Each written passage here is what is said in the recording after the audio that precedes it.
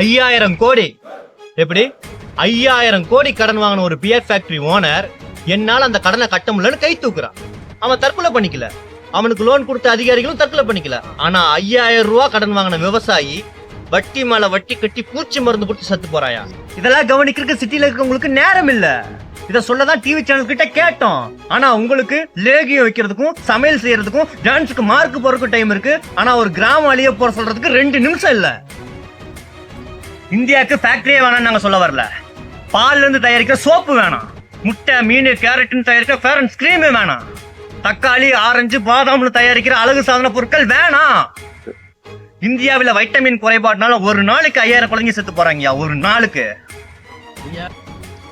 ஒரு பணக்கார யூஸ் பண்ற காண்டம்ல ஸ்ட்ராபெரி ஃபிளேவர் வேணும்னா ஒரு ஏழை குழந்தை தான் வாழ்க்கையில ஸ்ட்ராபெரியை நினைச்சு பார்க்க முடியுமா? சாதாரண தண்ணி அதுல என்ன உங்களுக்கு அவ்வளவு பணமா கிடைக்கும்? சாதாரண தண்ணி 2Gனா என்னையா? அலைக்கற்றலை, காத்து. வெறும் காத்தை வச்சே கோடி கோடியா சம்பாதிக்கிற ஊரியாது. செல்போன் ஆடம்பரம், தண்ணி அத்தியாவசியம்.